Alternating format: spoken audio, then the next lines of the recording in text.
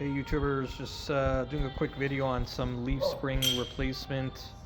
I made another video, not sure if that made it on YouTube, it could be saved, but if it did, I'm actually at Parvez Auto.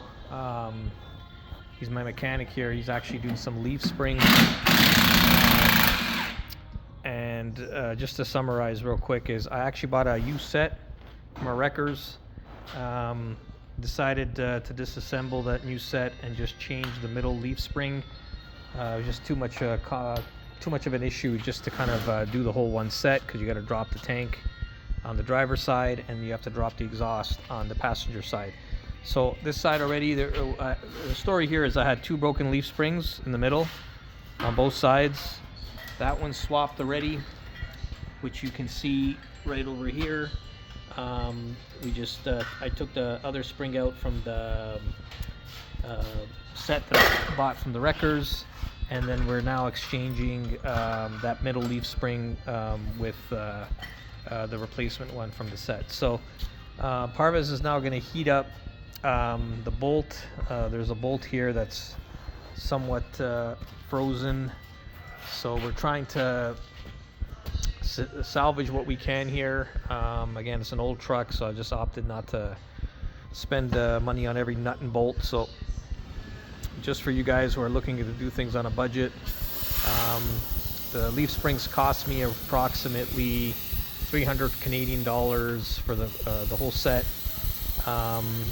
and the fact that I now have to just change the one in the middle, on a labor perspective, it's much better. So what Parvez is doing right now is he's actually just gonna heat up that one bracket that holds the top spring to the actual middle spring, just to bend that bracket out a bit, and then we can kind of slide out the leaf spring, the middle one, and then we can leave the top one on without disturbing anything that's shackle related in the back and the front. So he's just gonna heat it up. We're going to bend it with a pry bar or a long screwdriver, whatever you guys prefer. And again, the purpose of this is just to basically slide out the leaf spring. And the main purpose, from what I understand, again, I'm not a mechanic by any means, but the purpose of this, I was reading up on it, is that bracket essentially helps or eliminates the spring moving horizontally. So that's the main purpose of that spring, or that bracket rather. Which he's bending, so that once we could take out these four nuts at the bottom, the C clamps, whatever you want to call them, or the C brackets, whatever you want to call them, and then now with that nut already opened up on the top, it'll decompress the springs. We have a jack stand here that if you need to lower it to get more space when maneuvering out the block, that's connected.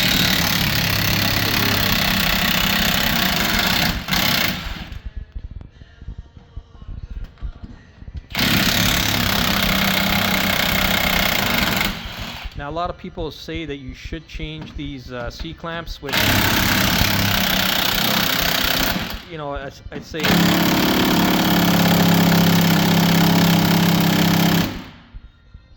that if you're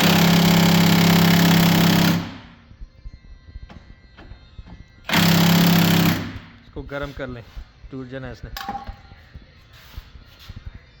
That one looks like it's frozen, but like I was saying, if you're in the mood for saving some money, I mean, and some people recommend that with all the stress on that C clamp, I mean, it's a $50 part for each side. So if you want to spend the money, go ahead and do so.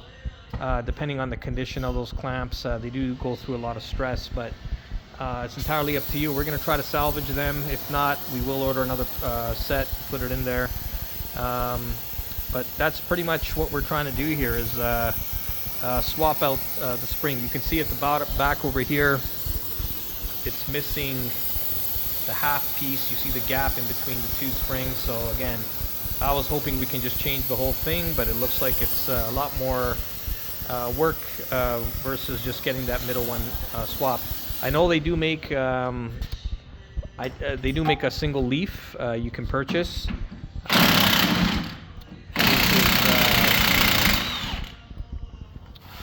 which is probably would have been I probably would have netted out paying the same anyway, probably like 150 bucks each side, but I haven't really checked the pricing. But that's the other option you guys can do.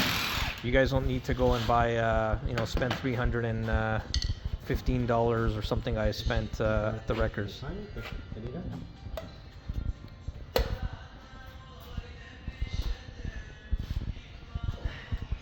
So here's part of it, is just taking out that actual bracket. And again, it's filled with crud and everything, so and there you have it.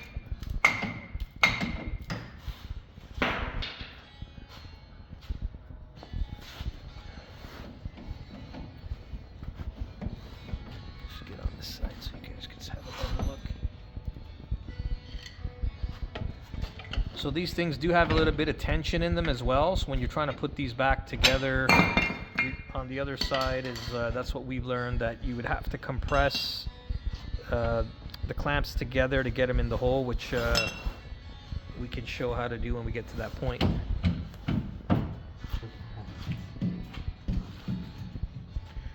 So you can see it's loose now. Now we're going to lower that jack stand to give us a little bit more clearance. You can see it collapsing nicely, or decompressing nicely rather. And then you just finesse that out. Now keep in mind that you have to fish it out from this part here. Let me see if I can get my light on here. So just take your time with it.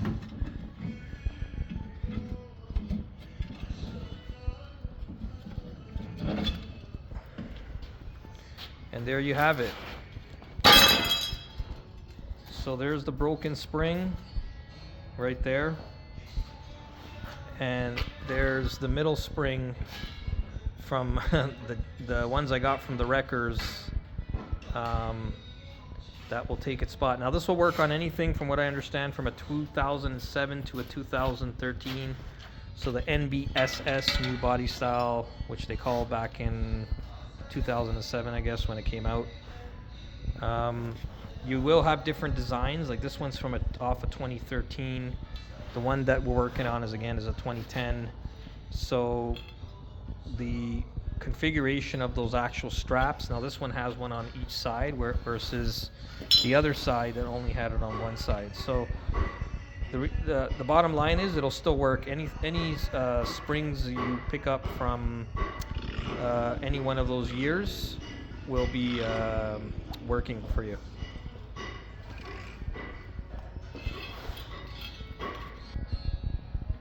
So this is how you fit the one at the back. No, nothing on top of that. It's just a straight block. So it's important to understand is when you're disassembling a full leaf spring stack, you do have these metal plates. It's more for leveling and balancing, I would assume, and also maybe for vibration. I'm not sure what the purpose of it is, but nonetheless, when we're taking it out, we're just ensuring that everything goes back the way it is. So now Parvez has got both of these, the actual full spring there. He is now going to slide it like I could show you right here.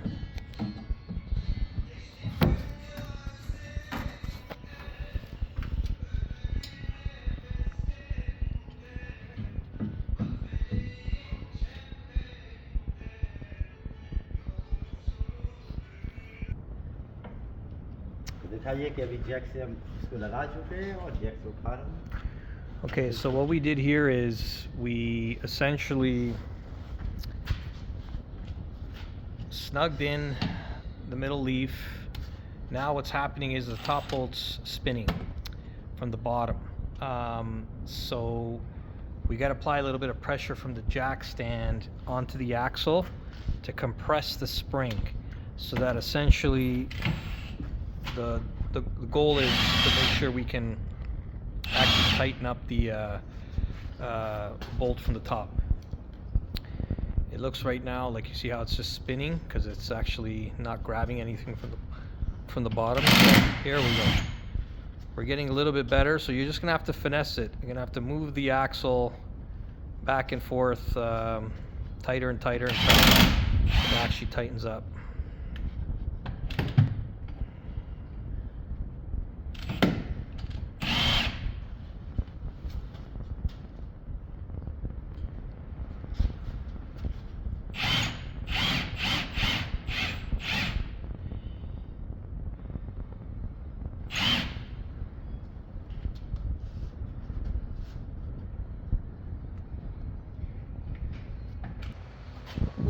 What we ended up doing here is we took the bottom block out and we actually put a vice grip at the bottom to tighten it. Otherwise it kept spinning, so we did that. It's torqued nice. Now we're gonna basically tighten everything else up. We put the block back in. He's raising it up. Parvez is raising it up right now. Sorry, I know it's working kind of in a dim area, so we got our headlights here. Best we can do right now, so apologies for that. But here comes the clamps.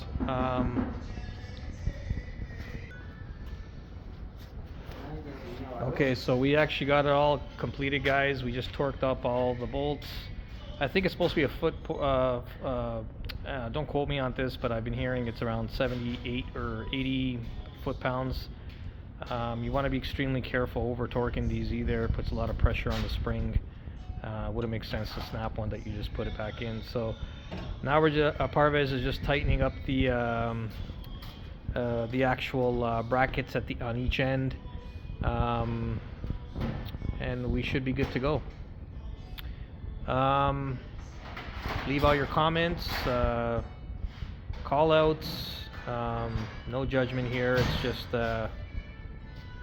working on my truck with my buddy here, and some learnings here for sure. Anyway, we'll be in touch. Have a great holiday, YouTube.